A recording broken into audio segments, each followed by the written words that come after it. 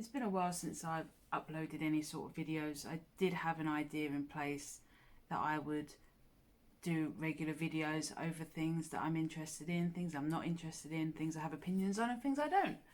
But I touched on it on my last video about mental health and the struggles that I have with it, and I think I must, obviously, there's no think, I have had another sort of downturn with that. So how do we go about it? How do we get ourselves through that funk that we find ourselves in? I have obviously gone to my go-to, which is David Bowie, and I've just sort of thrown myself into videos and pictures and anything just to try to distract myself from what I'm feeling, or probably more specifically what I'm not feeling. It's not having any interest in anything, any drive, any good feelings about something, any bad feelings about something. It's not the best way to live. But when I can just surround myself with Bowie stuff, that's something that I always find interesting. He's always got something to say. And then people say that obsessions aren't good. That's not true. Some obsessions really focus your mind, especially for me when it comes to David Bowie. That's such a broad spectrum. It's not just him and his music, it's him and his influences. Through him I found people like Morrissey and Andy Warhol and Lou Reed, Iggy Pop, authors and art movements, cultures, old school Berlin, and so he's the starting point. But from there, you learn so much, and you just go through so many different rabbit holes if you allow yourself to. And when you have nothing else that's on your mind, you might as well go down as many rabbit holes as you can and see if one of them just goes deep enough for you to focus on. So that's where I've been. I've either been working out almost consistently, and if I'm not working out, then I'm doing David Bowie stuff. That's literally the be all and end all for me at the minute. I will be going back to work in tomorrow, not a few days, in tomorrow. That'll be fun.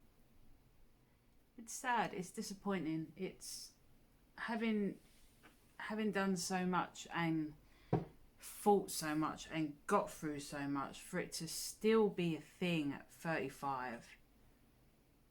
And I know there's been reasons for it this time. There's been a lot of stress that's been going on in my life, but sometimes you don't even need that. Sometimes it just happens and it's just so draining and so exhausting. I'm somebody that's usually quite articulate. I mean, my accent isn't the best.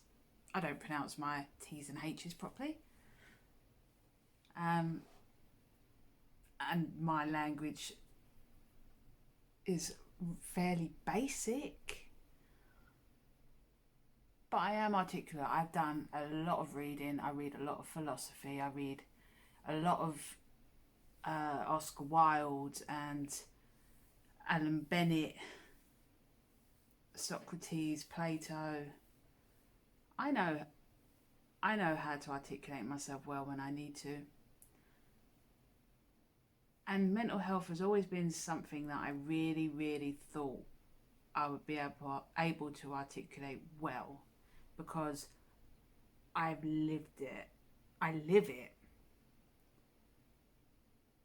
But it's something that I've never really been able to find the words for. I don't really know. I also don't think I've ever heard somebody who's explained it well either. And I wonder what, maybe because it's such a personal thing, everybody's fights and everybody's battles and struggles with mental health is so personal.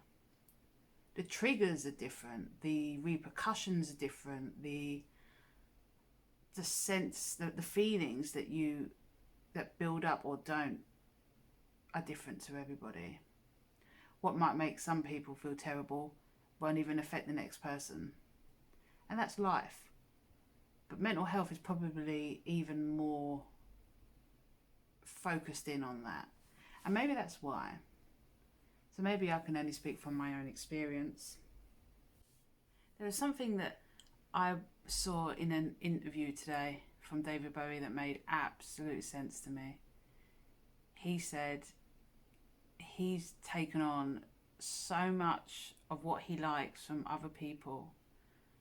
He steals. That's a famous quote of his, but this was a very specific interview when he said he's taken so much of what he likes in cultures, in visual stuff, in audio stuff, in just the way that he expresses himself and he wants to be. He associates so many people's ideas and then he merges them into his own. David Bowie became David Bowie through other people, and that's very much like me. It's not, but there's a difference. It's so easy to say that you've got your personality and you've become who you are because you don't have anything about yourself and you're taking from other people. That's not what it is. I mean, that does happen. There's a million people out there who have copied from other people. They are just carbon copies. You just got to look in the music charts and you will see every single person that's copied from the next person. It isn't that. It's something far deeper than that. It's having an interest and a desire and a drive in you that nobody else has, and you don't understand it. You can't comprehend it. So how are you possibly going to work with it? How are you going to direct yourself through it? But you find someone else who knows that, or he or she, or what, it could be something else. They all help you to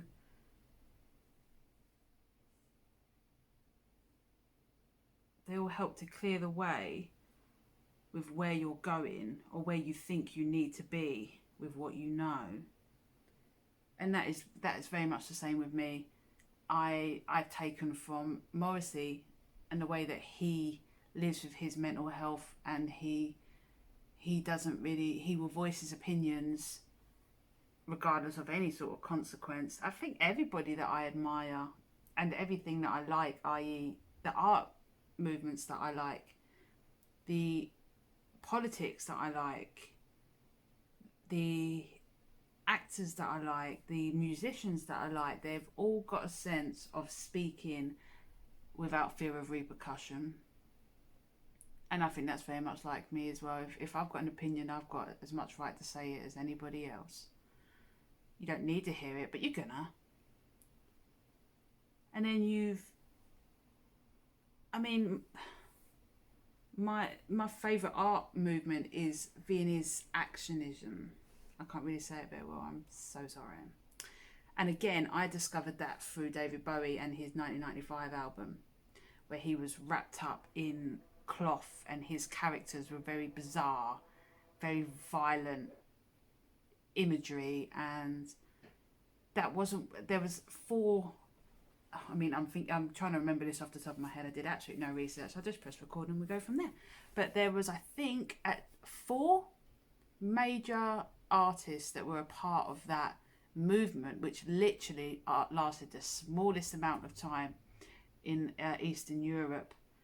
And it was performance art based for the most part, with photos as evidence of what happened. And each artist took on a different role in that. It was all about harm and recovering from it.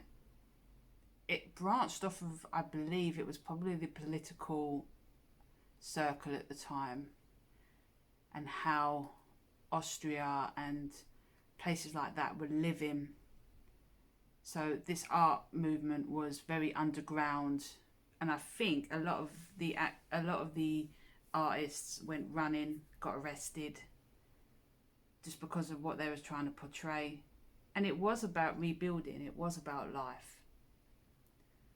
But the imagery was so aggressive and so violent in nature that people just didn't understand it. They didn't stop to really take on board what it represented. I mean, this isn't like Tracy Emin. Tracy Emin does a picture of a dirty bedroom and say that that's art. I don't agree with that. I've never agreed with that. I don't like it. That's my opinion. You can have that for free. My favourite artist in there was somebody who, his focus was on the healing. So he had a lot of performance art with bandaged people and bandaged parts of your body. I don't know what it was that drew me to it.